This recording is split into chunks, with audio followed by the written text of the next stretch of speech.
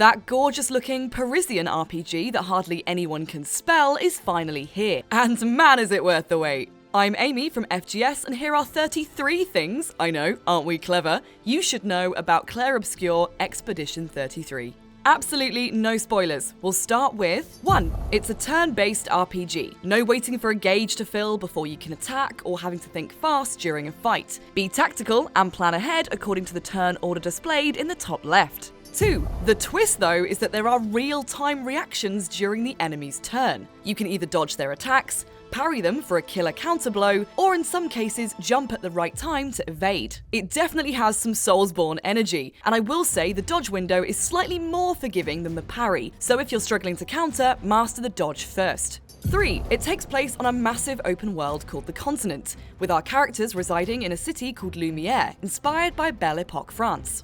4. The story revolves around a malevolent being called the Paintress, who paints a new number on her monolith every year, counting down each time. When she does, everyone of that age, in this case 33, is immediately erased from existence. Those left behind, aka Expedition 33, embark on a quest to destroy the Paintress and break the cycle. I'm 33 in September, so I better finish the game by then or I'm f***ed. 5. You'll control multiple expeditioners during the game, from the brooding Gustave to the fiery-tempered Maël. It's a bit too much to go into here, but each character has their own unique combat mechanics that you'll master as you play.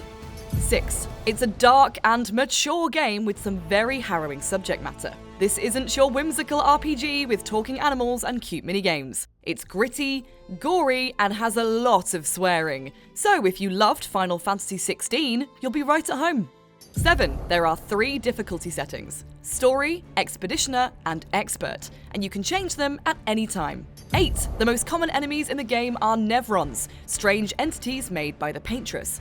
You'll encounter many different species, including some enormous bosses that will literally eat your party members alive. Yum. 9. In the open world, you can camp anywhere, a very nostalgic concept for us old-school RPG fans. Here you can heal your squad, talk to your party a bit like Baldur's Gate 3, and listen to records you've collected. Gustave can also write in his journal for his apprentices to find if he dies. Love that for him. 10. During your adventures, you'll find voice recordings from previous expeditions, offering helpful intel to those who come after. 11. You can get about by climbing, via ropes, or using the grappling hook. 12. The currency of the world is called chroma, and you can use it to buy items from merchants known as gestrels, and they're bloody adorable.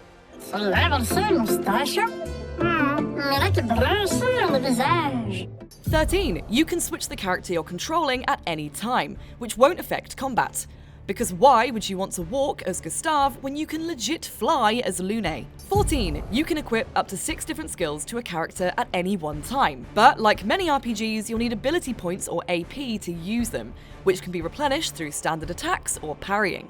15. Most abilities have quick-time events to deal more damage, and they can be rapid. Basically, don't make the mistake I did of relaxing my eyeballs as soon as I'd entered a command for my character. Oh balls, I've missed it again.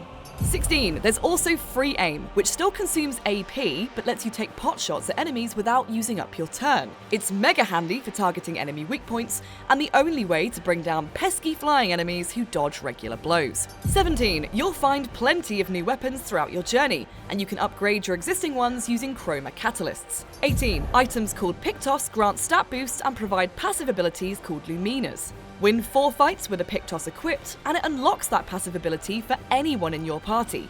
However, there is a set amount of Lumina points to spend per character, so you can't go equipping literally every ability. Come on, that would be mad.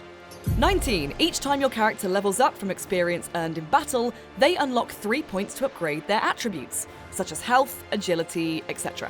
20. Leveling up also grants skill points, which can be used to unlock new skills on the skill tree.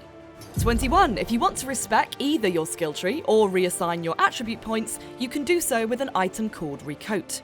22. You can unlock new costumes and haircuts for your characters. Not loving Gustave's hair in a bun though. 23. If you approach an enemy in the open world, slam R1 to smack it right before the fight starts. This is called First Strike and will give you an advantage in battle. 24. Keep your eyes peeled for weird mimes. Killing one of these mechanical nightmares will reward you with a music record to play at camp. 25. As you'd expect with an RPG, there are plenty of status effects to utilize. Some of your skills might buff a character's attack, or inflict a burn on an enemy. causing them to be damaged periodically. Just be mindful that what goes around comes around.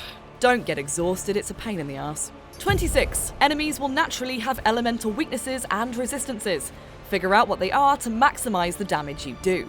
27. The music absolutely slaps. Listen to this.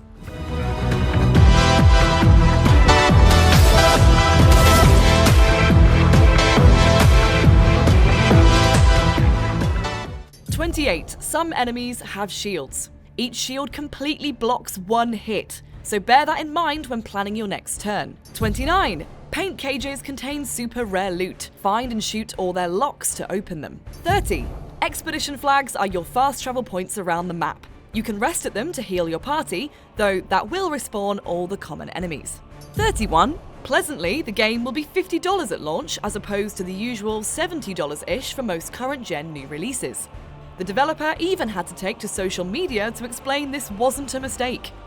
32. In terms of length, Clair Obscur's main story will clock in at around 30 hours, with an additional 30 hours of side content across the main world. I personally think this is perfect for an RPG. Let's not pretend that something with a campaign of 70+ hours doesn't fill us with overwhelming anxiety. 33. And finally, Clair Obscur Expedition 33 is out April 24th. So like right now, on Xbox Series X and S, PS5 and PC. Follow FGS for more on Clair Obscur, and let us know if you'll be diving in on launch day in the comments.